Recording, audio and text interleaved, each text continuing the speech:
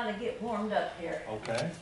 I'm glad you told me that. I think I'm on You that. tell Bill to make it colder, and you say you gotta get warmed up. That's right. Yep. That's a woman for you. You shouldn't have said that, Mr. Randolph. I'm gonna pay for that all day. Yes. Words like "stop digging" spring to mind. So, Mr. Roach, you put this on your jacket?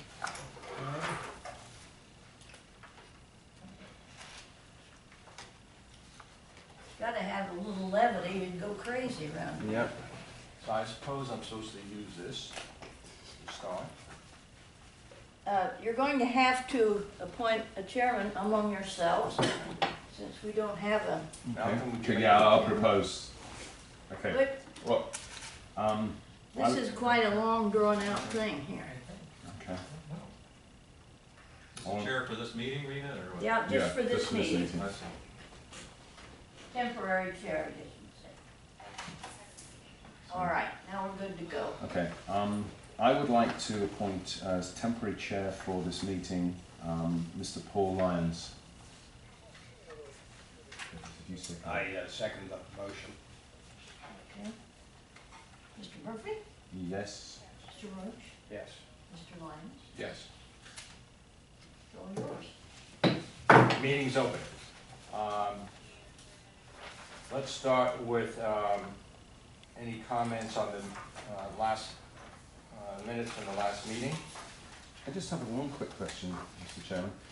Rita, when it says draft, I've got draft on my copies. Is that because it's prior to the finished article? Yes.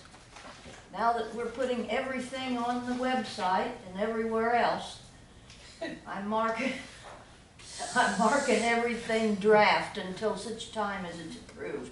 Then the official record, that'll come off. So when do we approve the official version?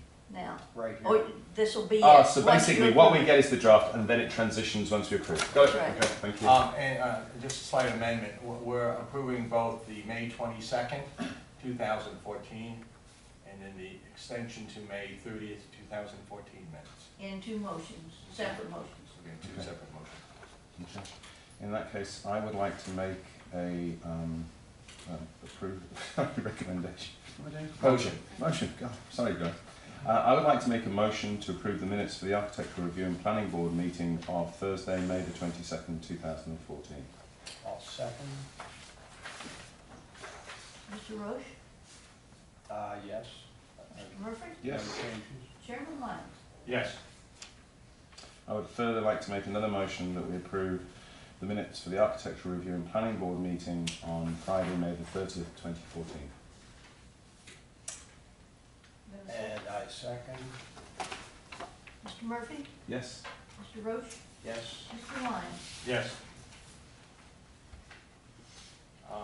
Any additions, withdrawals, deferrals, arrangements of agenda items? No. On the meeting dates? Rita, what would you like to do there? Are there any of these dates that any of the three of you will not be able to attend? 24th, Rita, I'll be out of town. 24th of July? Yep. So, I'm in Orlando conference. Okay, anybody else? Both of you gentlemen are gonna come back? Yes. Thank you.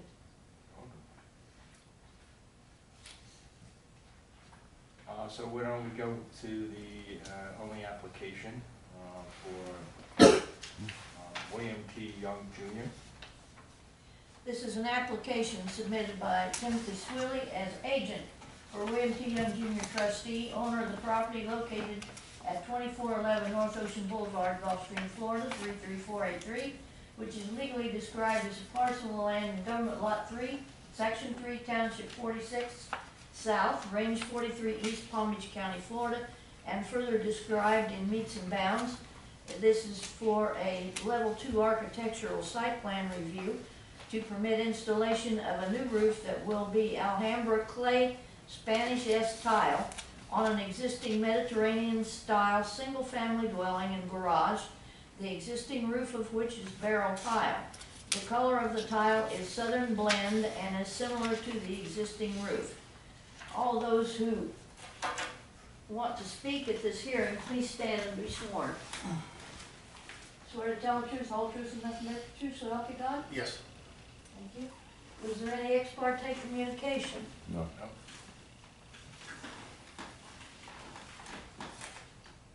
You're up. Me? Over here? Yes, Yes. please. My name's Tim Swilly, and I am representing the Youngs. They are requesting approval of the Alhambra Southern Blend clay tile for their residence.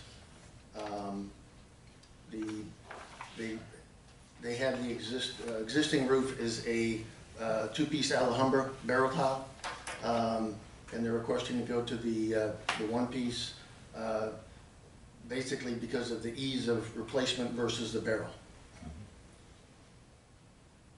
Questions? Do you have a sample of the two? Yes, I do.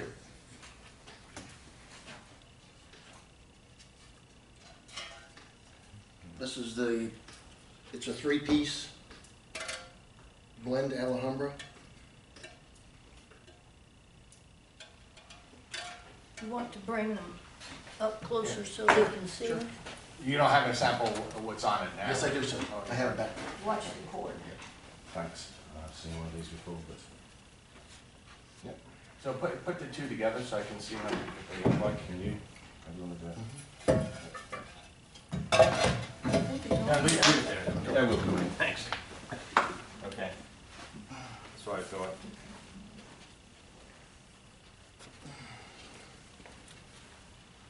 This is the existing barrel.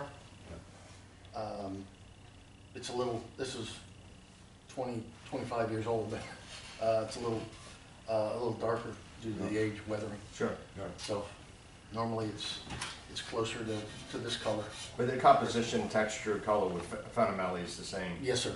It's all the same. And the shading is, I mean, it's just variable. It's not like this. You've got two choices of tiles. It's a blend. Literally across the board. Yes, sir. So you get you don't get a uniform as a, it's just completely Correct. random. Right. Yes, sir. It's all put on a random. And then it weathers over time, so it's. Correct. Yeah. And that's what they're looking for, something that is going to weather like this. But this product has only been out about 2.5 years. Otherwise, they would have had to gone back to the two-piece. But with the one-piece, it's as far as replacement, it's half the time. Yeah. So that's definitely makes a big difference.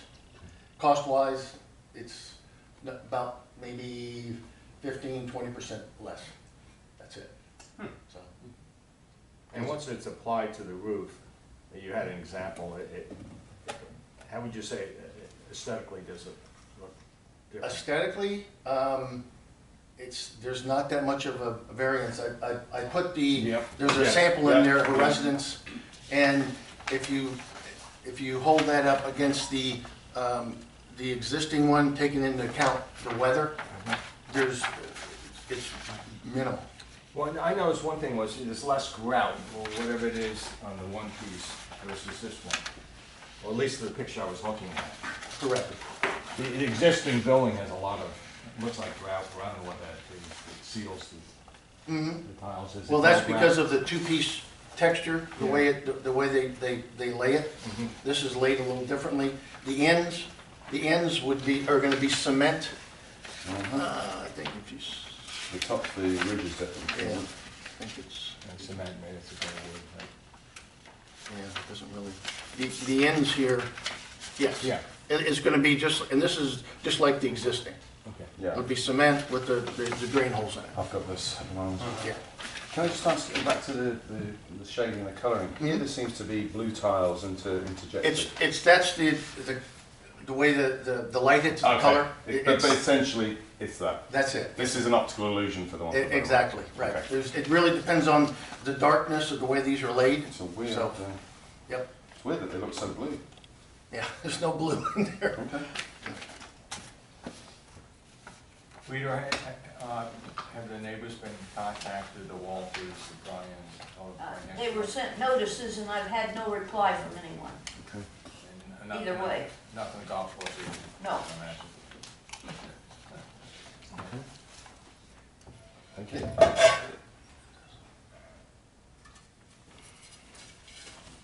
I know the staff Secretary. recommended it. Any comments? No comments. Okay. Is that the end of your presentation? Yes, sir. Unless there's you have any further questions. I have no further questions.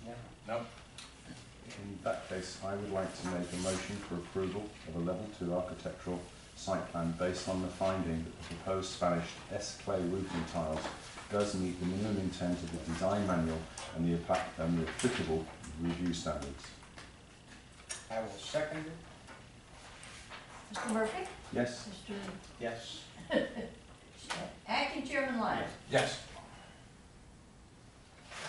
Go to work. Thank you. Thank you. Yeah. Easy success. Yeah. Okay, great, thank you very much. Big area. Okay. You want to say something about the ad hoc Yeah. committee report? Yeah, or town manager can help.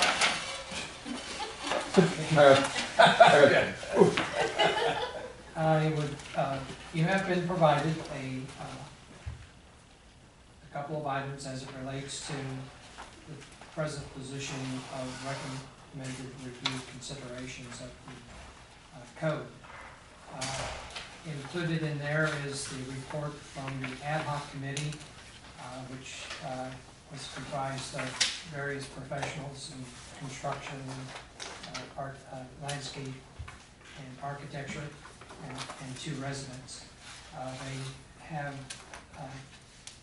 accomplished the task that they believe was set before them, and I would draw your attention to that report if you have not already read it. Also included are the actual components of their considerations in a memo that is dated May 8th from me. And I have listed the various items and sections and the detail associated with each. It is a little bit challenging in that typically, we have a full board that reviews these things. And it might be of consideration that you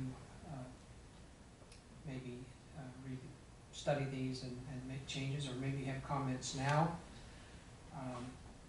The other thing is that in Mr. Boardman's report, he encouraged that we would increase our efforts trying to get input from Plaza Soleil and the homeowners association over there as it relates to any items particularly identified for that district.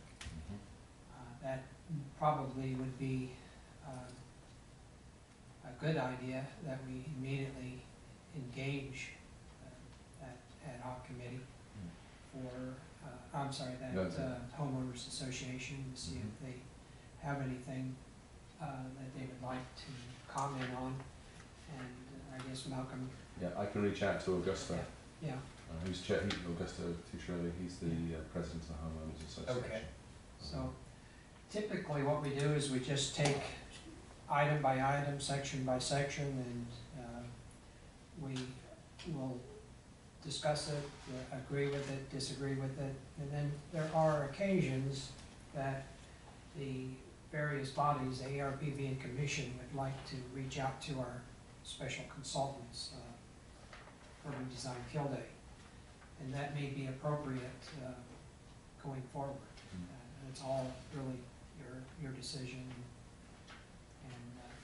And Would those discussions, say, with the Homeowners Association take place in this forum, or would there be separate meetings? that would be handled by the HOA, Okay.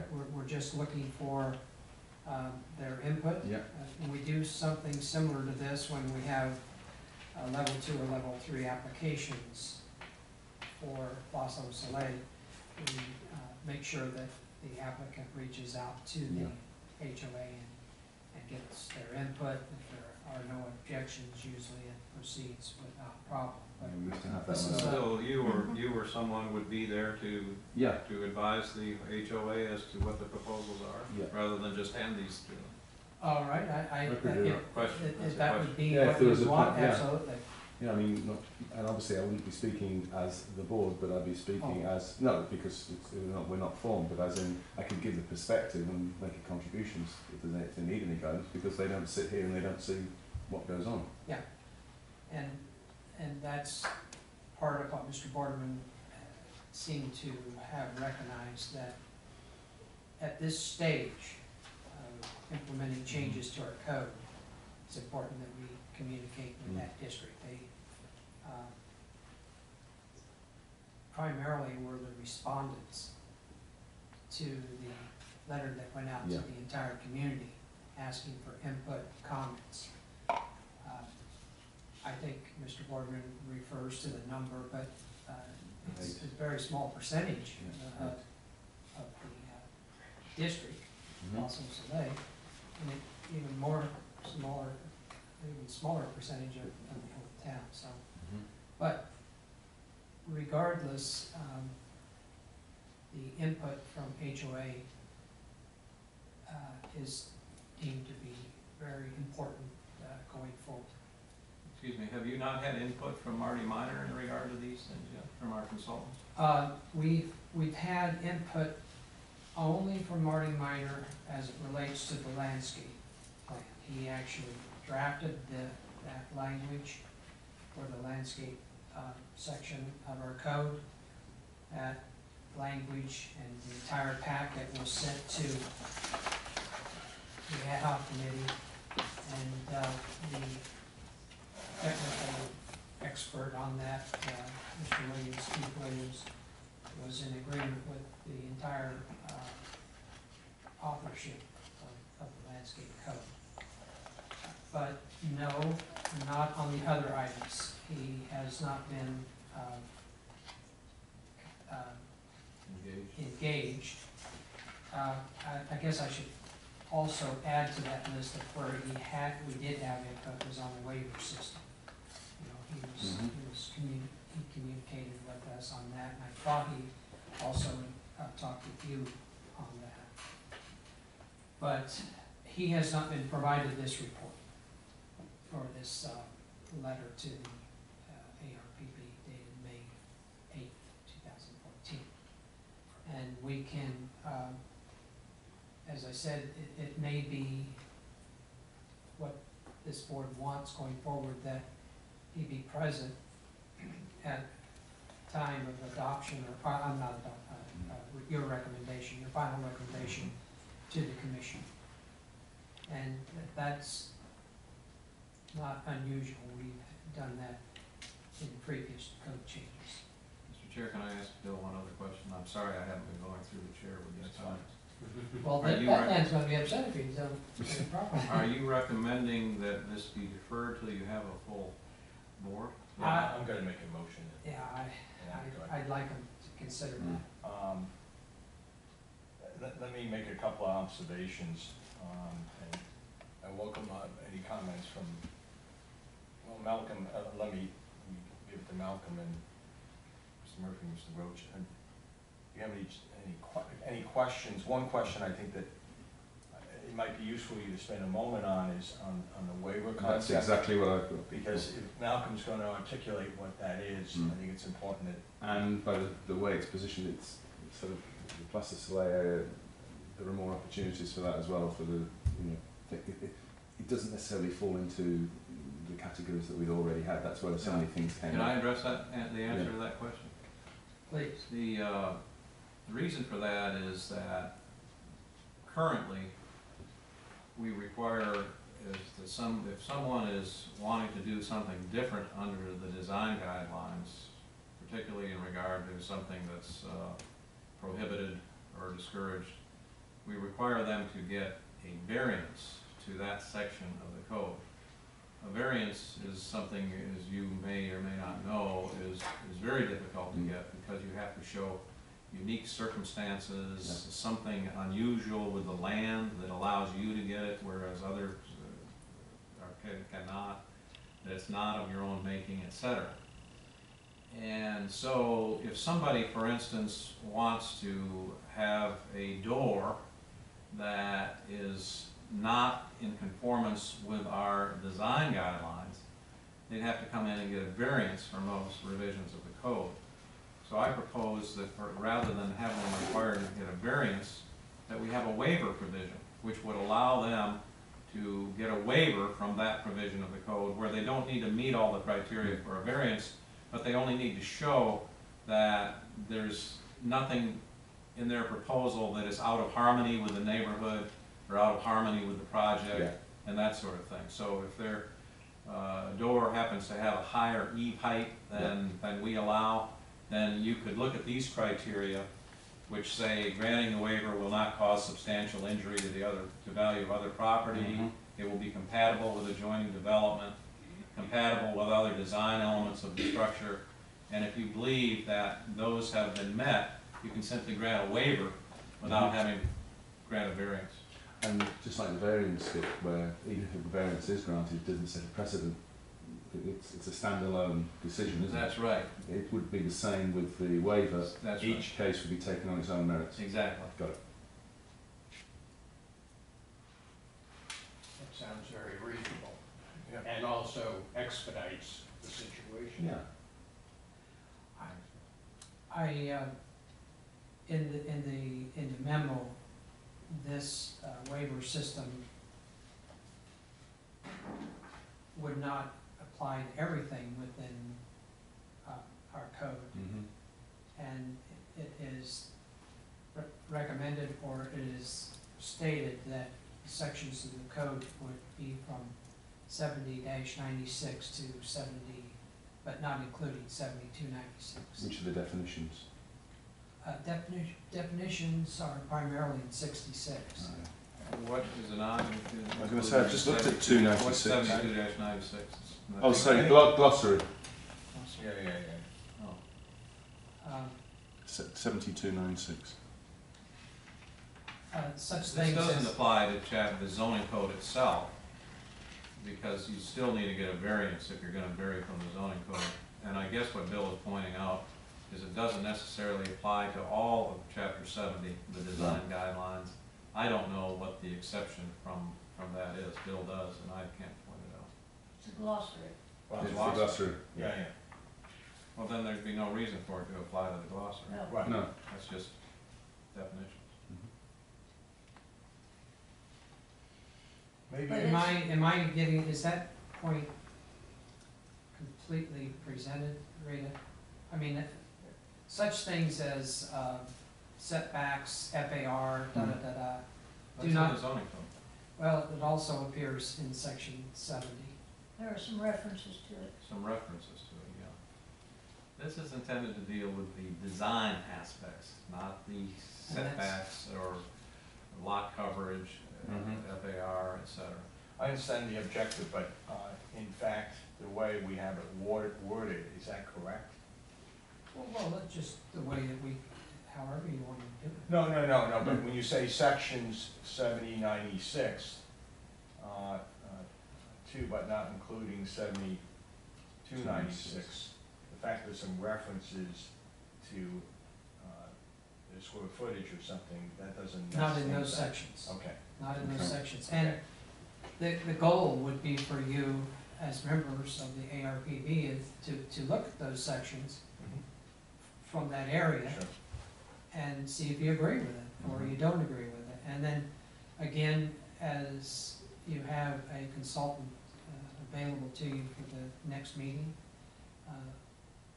next meeting would be 24th of July. 24th of July.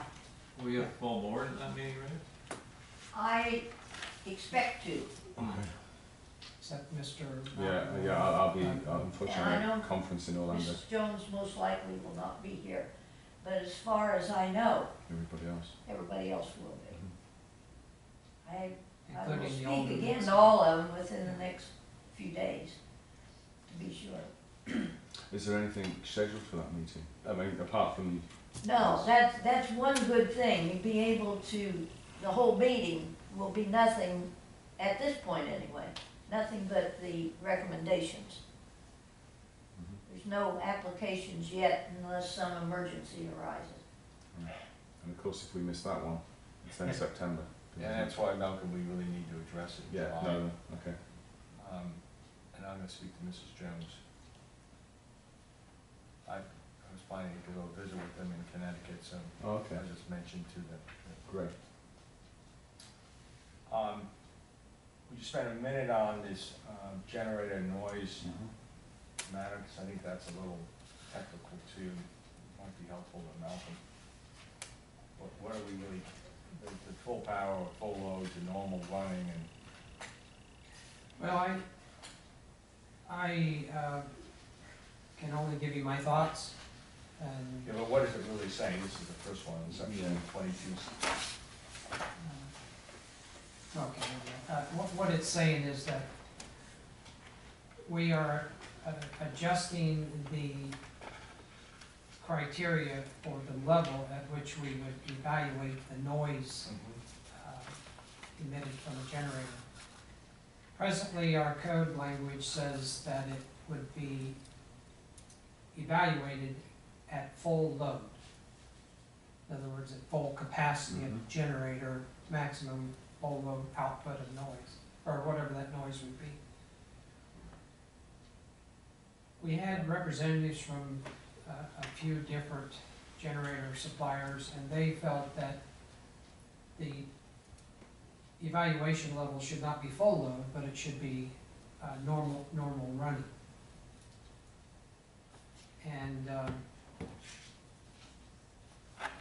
And when you do that, your generator is not potentially running at what could happen during an event or something like that. So it's a level down, but it appears that the different manufacturers primarily look at the criteria of a normal load. So basically, in my opinion, in order to keep the noise level the same as what we are controlling today, that dBA rating at normal running would have to be lowered. But that's where, for sure, Marty Miner would engage us. The thing I know that the way that we're administering the code and reviewing generator permits has controlled the noise level. We've had no complaints from abutting residents after an installation of a generator based on the noise that they're hearing from their neighbors. So we know that what we have in the language works for our residents, apparently, but it's not working for the contractor. So this is a way of trying to provide more economical or a wider range of manufacturers available to our residents, and yet not infringe upon what we're trying to achieve as far as noise levels. I don't know if that makes sense at all. Let me It doesn't add make- just something.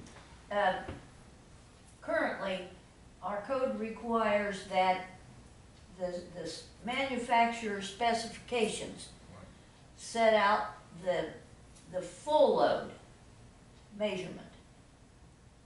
And the gentleman that appeared, and we know firsthand because we've been in contact with the factories, because people have come in and we've had to turn them down because the manufacturer's specs don't read full load.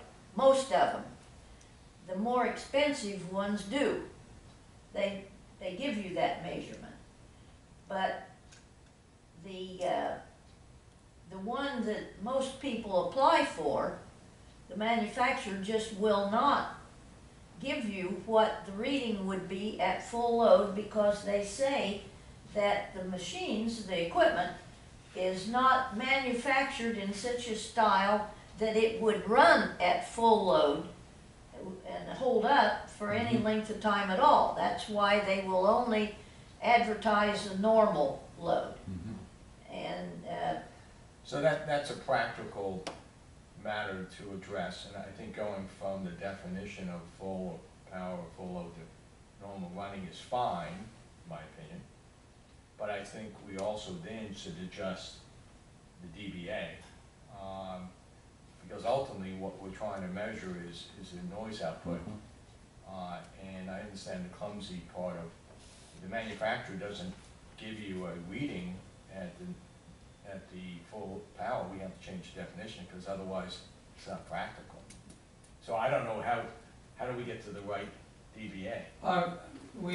My thought was that we would turn these to Marty Miner for his review and evaluation, and have him prepare himself for a meeting in July to address this file. So my take is on this, we're not proposing, the town's not proposing, ad hoc committee's not proposing to increase the noise factor. It's just redefining how we measure it. That's all that they wanted to do, that Okay. is correct. But this is referring to generators, not air conditioning generators, No. isn't it? No. Well, yeah, Just- so Just generators. a generator is going to be used during a period of electrical outage, Yes. which isn't, this is not a lifelong kind of situation. It's more of an emergency situation. Well, So I think perhaps you can have a little bit larger latitude, because during emergency situations, things, you have to take emergency measures. If that causes a bit too much noise or above that normal level, people have to live with certain inconveniences. What about the required monthly testing? Does that run at normal load? I would think that it would. Yeah, It affects the noise that is emitted during exercising of these units. And several years back, prior to installing any kind of code language regarding DBAs, we had some complaints that they were noisy. So Chris, but I don't think that ad hoc committee or the town staff is recommending that we increase it. I mean, if you want to propose it, we increase it, but that's not what the proposal is. I mean, Yeah, it's just So I think, talking about the verbiage yeah, and I think we should stay within those confines. My comment would be, seeing as I'm not here on the 24th, would be, it's the metric that's not changing, just to confirm, the 72 decibels, the years is, Right. yeah, because if you have full norm, I understand the term, it's going to fall apart. If someone installs a jet engine, which can act as a generator, that's going to put out a lot more than 72. It's the metric that's annoying.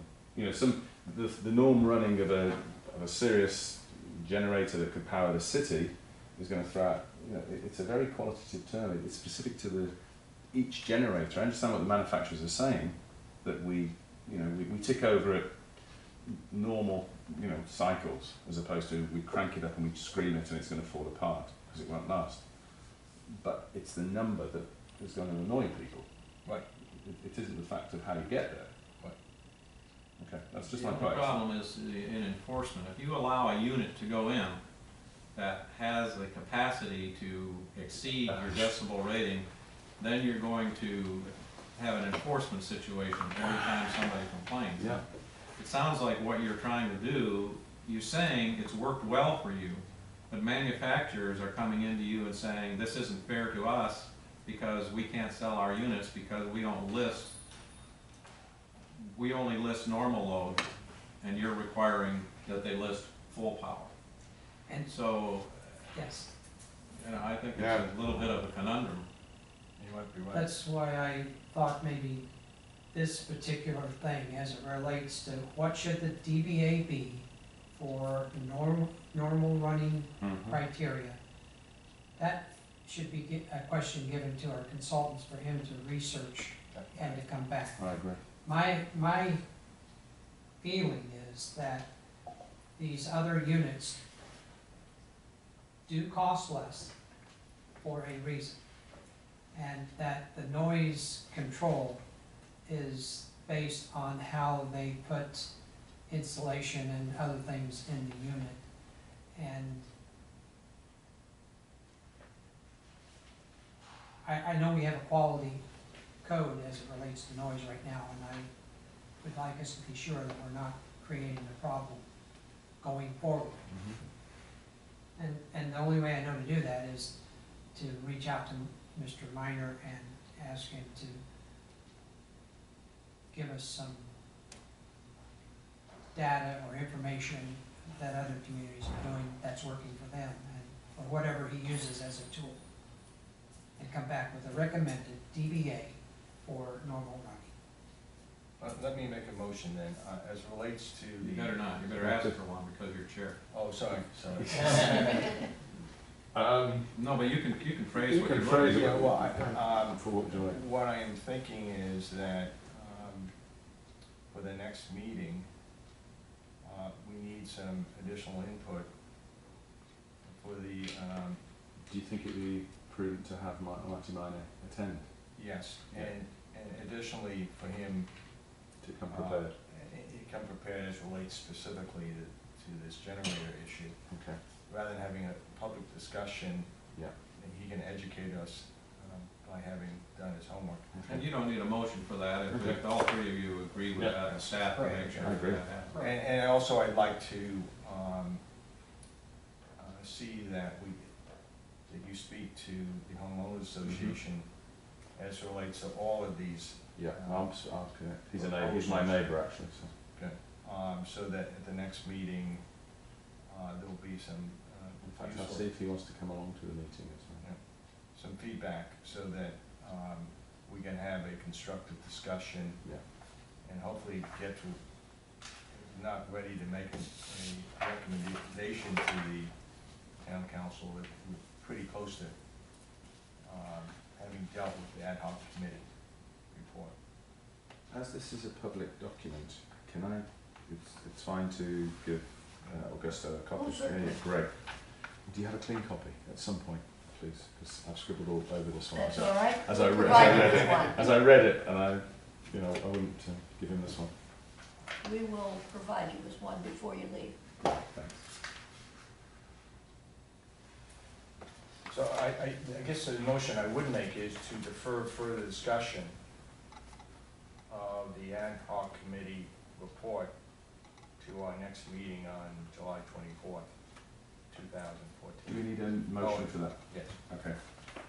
I would like to make a motion that we defer discussion of the report from the ad hoc committee looking at the town planning code until the meeting of the 24th of July. Second. Mr. Murphy? Yes? Mr. Roach? Yes. Acting Chairman Lyons? Yes. I think the next item, well, are there any items by board members that you'd like to raise? Not on my side. Any items by the public? Doubt or not. On the subject of reorganization, meaning the election of a chairman and election of a vice chair, I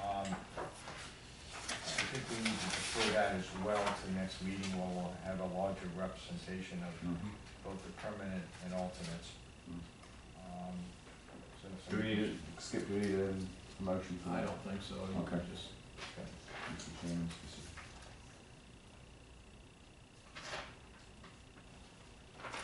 Any other business? not from my side, Paul. You want to make a motion to? In that case, Motion we adjourn. I second that. Mr. Murphy? Aye? Mr. Roach? Aye. Mr. Lyons? Yes.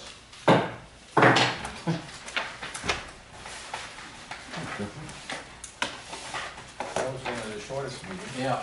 Oh, we hit the world record last week, Paul. Yeah, last week was better. No, the last, I think we were 7 minutes. Everybody knew what was gonna happen.